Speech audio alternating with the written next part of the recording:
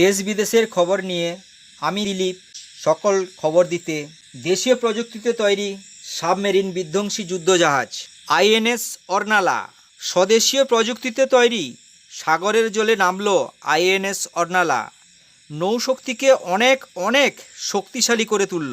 General Anil Chauhan ছিলেন এতে উপস্থিত। অগভীর জলে সাবমেরিনকে খুঁজে খুঁজে তাকে ধ্বংস করতে পারবে দেশীয় প্রযুক্তিতে তৈরি প্রথম অ্যান্টি সাবমেরিন। এতে ৮০% দেশীয় সরঞ্জাম ব্যবহার করা হয়েছে। সাবমেরিন বিধ্বংসী জাহাজ এটি আইএনএস অর্নালা। এই আইএনএস অর্নালা ৭৭ মিটার দৈর্ঘ্য, এর ওজন ১,৪৯০ টনেরও বেশি। আইএনএস অর্নালা গতি রয়েছে ৪৬ কিলোমিটার পার ঘন্টায়। ডিজেল ইঞ্জিন, ওয়াটার জেট, বহন ক্ষমতা ৫৭ জন।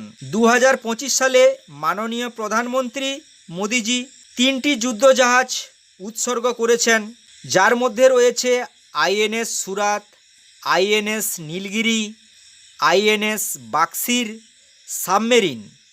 ভারতীয় নৌবাহিনীর শক্তি ১৫০টিরও বেশি জাহাজ এবং সাবমেরিন।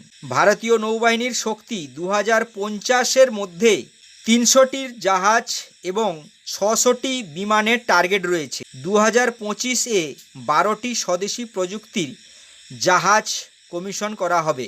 আমার এই ক্ষুদ্র চ্যানেলটিকে সাবস্ক্রাইব করে পাশে থাকবেন। নমস্কার।